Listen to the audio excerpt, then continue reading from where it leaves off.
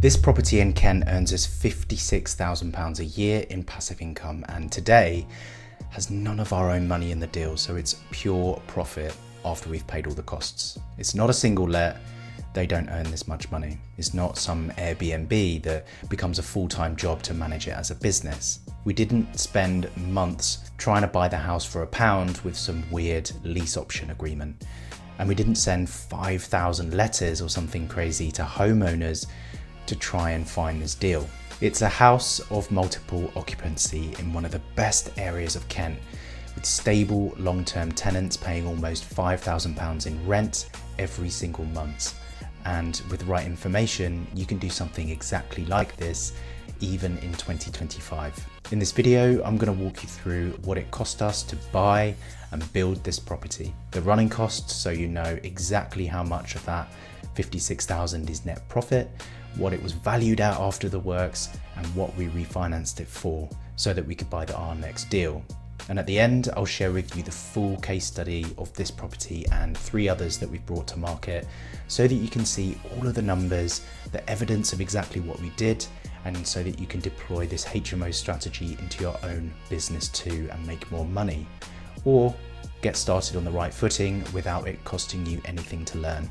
My name's Stuart French. For the last decade, I've been a property investor, and alongside my business partner Greg Railton, we own a property investment company and a specialist HMO lettings agency in Kent. In the last 2 years, we've been nominated 4 times at the Property Investor Awards for our own HMO investments like this one that I'm about to show you.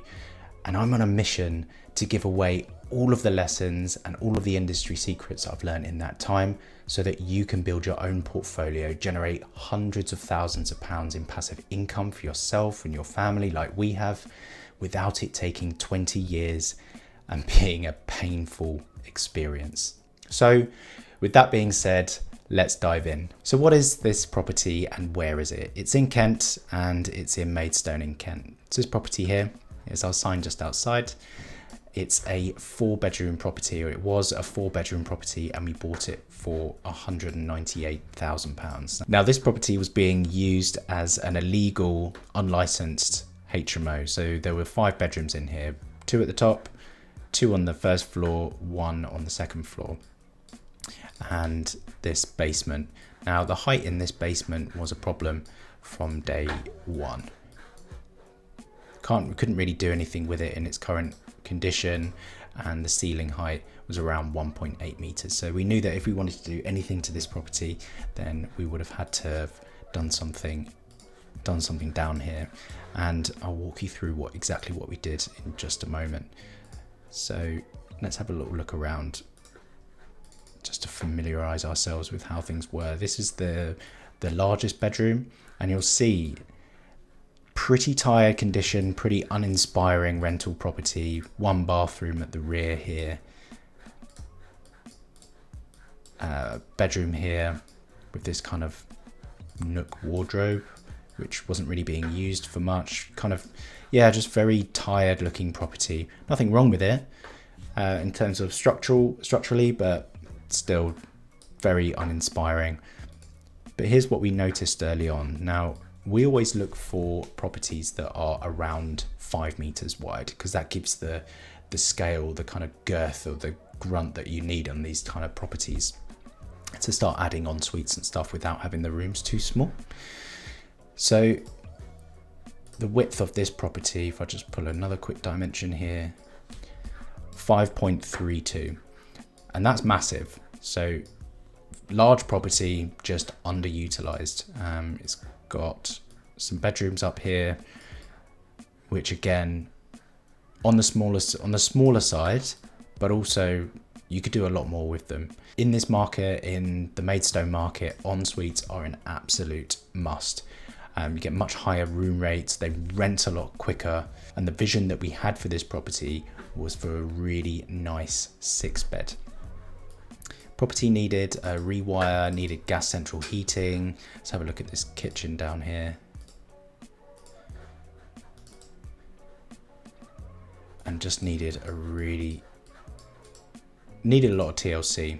But we didn't just want to kind of fluff it up and give it a decorate and kind of make it the same as what it was, but a little bit better. We saw a lot more potential here. So what did we actually do?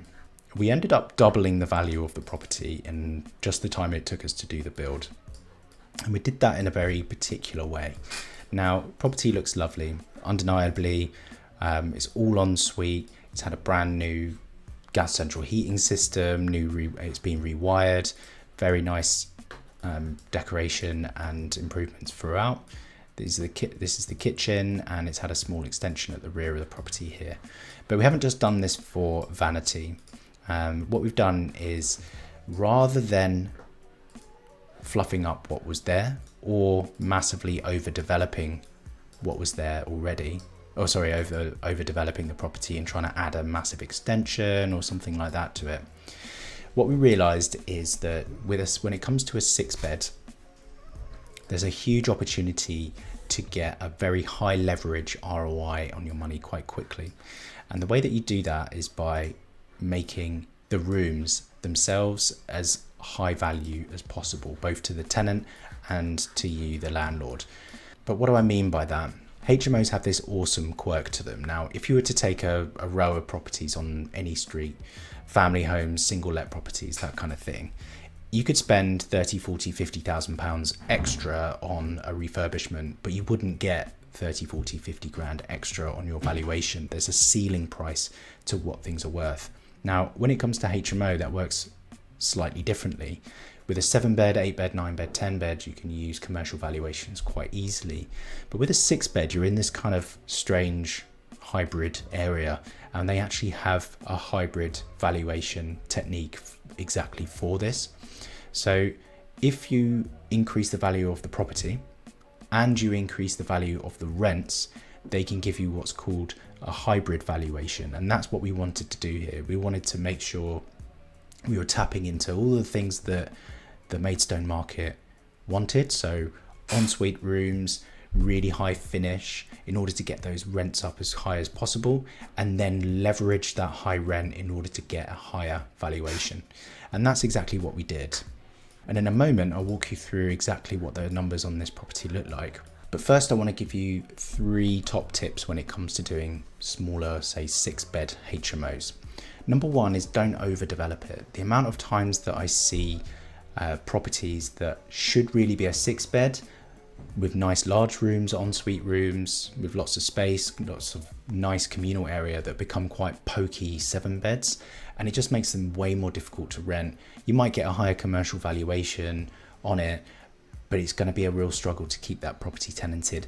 They might all be en suites, but tenants prefer a bigger room, and over the long term, if you can charge a higher amount for your rooms, but have less of them, when it comes to voids, you're gonna have a much reduced amount of voids. Whereas if you're overdeveloping it and going for a 7-bed instead, yes, on paper in your spreadsheet, the spreadsheets that we all love, it's going to look like you're going to be making more money, but when you've got more tenants in that property, people just aren't going to stay as long. So number 1 is don't overdevelop it. We could have done the rear extension and added more bedrooms, but with the size of the property as it was, we wanted to just keep it as a 6-bed with 7 people in order to maximize the rent without having to do lots and lots of building work. Now, number 2 is you can do as much with design as you can do with build. So we had a designer for this property. They helped us with the layout. They helped us with the colors. They helped us make sure that everything kind of flowed a lot more naturally, and it's come out really well. We could have spent a lot more money doing lots more building work and trying to add value that way. But when it came to this property, we knew that we weren't going to get a full commercial valuation anyway, because it was not 7 bedrooms. And to try and make it into a 7 bedroom HMO, that would have cost a lot more money, and it would have put a lot more strain on the house. So rather than spend X amount on a bigger rear extension, on a bigger build, you can do so much more with good design. And these rooms, when they were originally rented, were about 15% more than the market than the market peak at the time. So it did pretty well. And the third one I want to show you is a little bit more technical, but it's pretty useful. Now, on these slightly smaller properties, if I go back to the original and we'll just have a look in the basement again for a second. Remember that basement that had the low head height? This is the sort of thing that tends to put people off. You think, okay, you need to dig down, you need to underpin the property, it's going to be really expensive and it's going to affect the mortgage. Well, actually what you can do is at the same time that you're digging down, you can also raise the height of the joists in the bedroom above. So in this bedroom here, we actually raised the height of these joists, only by a little bit, but you take this out and you lift the joists up and then you've got way more head height up there. That's seen in this little bit here. So it's only small, but it gives you that extra bedroom downstairs. Now you need to put a light well and all of that kind of stuff at the front of the house, so it's got enough light and it's got fire escape and all of those kind of things. But that's just a little thing that I learned on this project, which has served us on this project and it served us on future projects as well. Hey, quick interruption. It amazes me that 83% of the investors that I've spoken to in the last 12 months have spent over £5,000 on property courses and still feel stuck. Now, that's the exact reason why we make all of our training, all of the tools that we use, the spreadsheets and resources 100% free for you inside our community. Our clients have used these exact resources and methods that we share to build property portfolios earning 100k or even 200k plus a year. No sales pitch, just step-by-step guidance for HMO projects and direct access to me and my team to help you get real results if that's what you're looking for. All you need to do is click the link in the description to join our community for free, and everything that you need is in there on the front page, ready to use. If you've got questions, just reach out to me. I'll be in there, and let's get you moving. Now, let's go back to the video. Now, at the start of the video, I promised that I would jump into the numbers and show you exactly how this works. So I've put together this document which explains exactly what we did on the project and what everything was worth. So we've got purchase price here, £198,000, and a little bit of a bio on what we did. We've got the floor plans, the post-works floor plans. We've got the images from the project. And here we go with these costs. So here we've got the running costs that we have on the property. So it's cost us £14,973 a year at the time that it was completed, including a £2,800 maintenance fund. The monthly income is £4,600, which equates to just over £56,000. And here's the market rents at the time that we'd rented it.